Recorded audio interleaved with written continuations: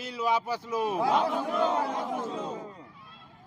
अभी हम सुपौल के मोगला घाट में अभी मौजूद हैं और यहाँ पर वक्फ अमेंडमेंट बिल जो है उसको लेकर के यहाँ पर विरोध प्रदर्शन किया जा रहा है। ये लोग विरोध जता रहे हैं। देखिए सभी के बाजुओं पर पट्टी बांधी हुई, काली पट्टी बांधी हुई है।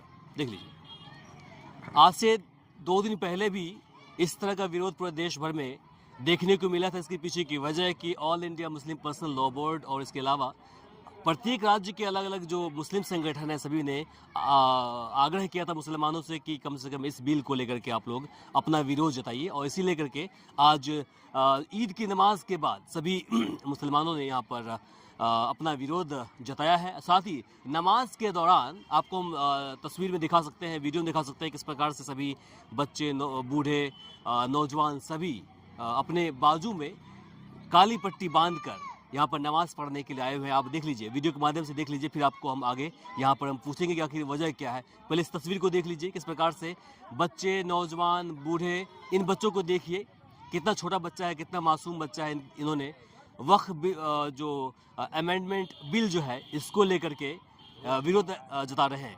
इस तस्वीर को देख लीजिए, इन बच्चों को पता तक नहीं है कि वक्फ बिल है क्या, लेकिन ये विरोध प्रकट कर रहे हैं, विरोध जता रहे हैं। इसे आप देख लीजिए। वही दूसरे बच्चे को देखिए किस प्रकार से ये आर्मी के गेटअप में है, सैनिक के गेटअप में ये बच्चा है और फिर ये भी अपने बाजू पर काला पट्टी बांधे हुआ है, ये भी विरोध जता रहे हैं। इसके अलावा इन नौजवानों को देखिए, इन बुजुर्गों को देखिए, सभी को देखिए।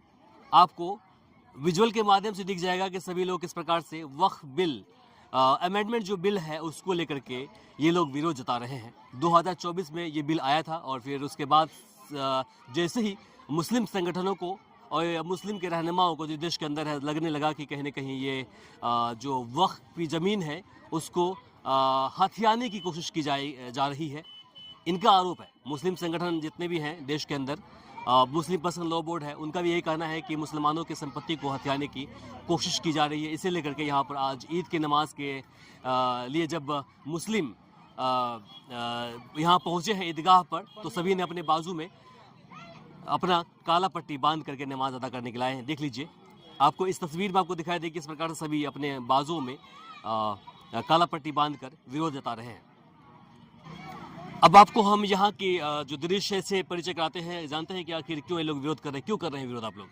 इसीलिए हम लोग विरोध कर रहे हैं कि वक्फ बोर्ड की ज़मीन जो है वो मुसलमानों की है और सरकार इसमें चाह रहे हैं कि कुछ हेर फेर करके अपने कब्जा में लेने के लिए, और यह हम लोग कभी मंजूर नहीं करेंगे। हम लोग इसके विरोध में जो करना पड़ेगा करेंगे। अच्छा जी, तो वो तो कह रही है कि ऐसी कोई बात नहीं है, सरकार तो कह रही है ऐसी कोई बात नहीं है। जब तक ऐसी बात नहीं है तो इस तरह का काहे छेड़छाड़ इसमें इस पर्सनल लॉ बोर्ड में किया जा रहा है, नहीं करना चाहिए। इसका मतलब सरकार का मंशा जो है जरूर गड़बड़ है। आप क्या कहेंगे इस बिल को लेकर? इस बिल के बारे में हम ये कहते हैं कि ये मुसलमानों की संपत्ति है और ये सरकार जो है इसके अंदर जो है इसको दखल करना चाहती है और इसमें जो है अपना मेंबर या जो कुछ भी करना चाहे वो अपना इसमें अपनाने की कोशिश कर रही है।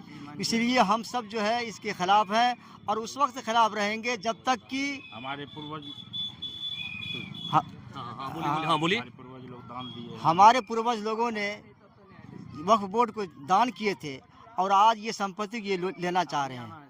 इसलिए उस वक्त तक इस बिल जब तक ये वापस नहीं लेंगे उस वक्त हम लोग जो भी कुछ करना पड़ेगा उस वक्त हम सरकार से लड़ते रहेंगे। तो संवैधानिक रूप से आप लोग विरोध करेंगे ना? जी जी जी। तो सरकार कह रही है कि हम कहाँ मतलब इस पे कुछ कर रहे हैं, हम कहाँ हथिया रहे हैं। उसने जेपीसी जो है उसमें भेज दिया इस बिल को।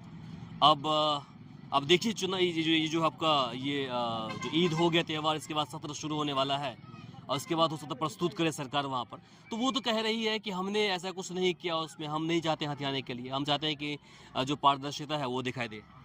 जब आप नहीं कर रहे हैं, जब सरकार इसको कुछ भी नहीं कर रही है तो फिर इस तरीके भी कानून क्यों नहीं नाफिज कर दिया और इस बिल को क्यों नहीं वापस ले रही है? वापस ना लेने का कारण क्या है?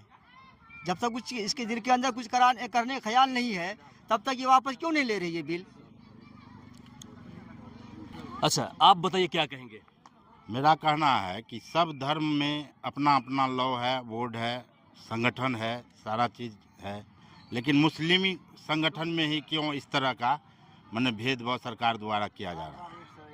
और बार बार भेदभाव के अनुसार आज देखिए देश में क्या माहौल बन रहा है कि जिससे कि हमारे अमन चैन भी खो सकता है।